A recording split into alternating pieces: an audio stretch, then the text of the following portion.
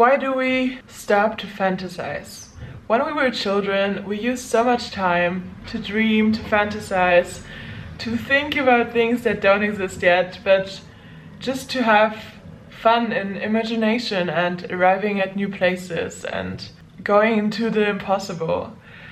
And as adults, we forget that this is very important. Like, it's very important to think sometimes not in reality-like ways, like not to think about all the things that are real, that exist now in your life, that you have now, but to think about things that you would love to invite into your life, or that you would love to arrive to. Because I feel we're sometimes so much in our everyday life that we forget what is possible, and we forget that we can change a lot of the things that we don't like.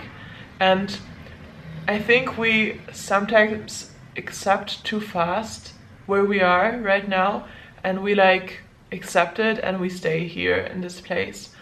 Although there are things that we would like more, or we would love to arrive at different places or lead a little bit different life. So maybe it's because of the time, we just don't have the time to sit down and take our journal and just to write down everything that we wish for, and also go into the fantasy world. It doesn't need to be possible right now. Sometimes we limit ourselves with the thought, yeah, but it's not possible right now. I don't have the money, or I don't have the time, or I don't have the passport to live in another country. Like, we have so many rational limits that we create, and then we just stop thinking about it and we stay in the reality.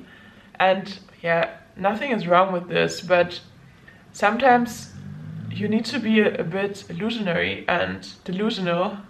It's the same. Delusional, I think it's the right word. Yeah, just take a paper and write down everything that you would love to do if nothing would matter, if money wouldn't matter, if other things wouldn't matter, if your family situation wouldn't matter. And just experience at what places you would arrive. Like, what would you love to do? Then you can start to look for ways to make it possible. But it's not even about this to make it possible. For me, it's just about brainstorming and starting to fantasize, because fantasizing, it's so powerful. It's not connected to any limits because it's in our minds. I know, but just for the feeling, to feel free and to feel like things are possible, and to feel excited by all the things that can be possible and that you can experience in your life. I think we need to go back to being more like children, to be more like children that just do things and don't think about whether it's possible or whether it will work out or whether you need to have certain things. And fantasizing, it's a very nice tool to get to a more childlike perspective on the world, because children are not only naive or unexperienced, they have also a lot of wisdom in how they act and what they believe. And yeah, to go back to it and to connect to it.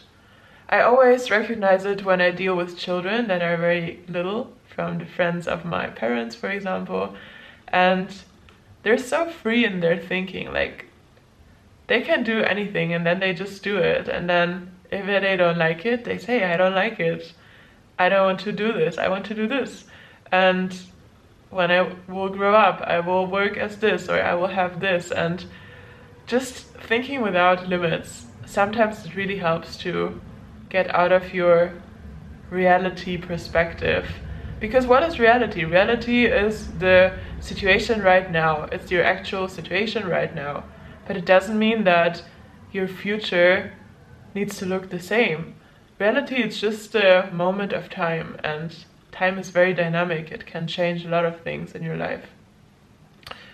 So yeah, take this as a reminder to do things that are connected to fantasy and maybe also art, and just have no limits on your thoughts, because your thoughts are free always.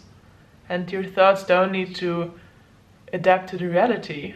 It can be even the other way around. So thank you for watching, and see you tomorrow. Bye bye.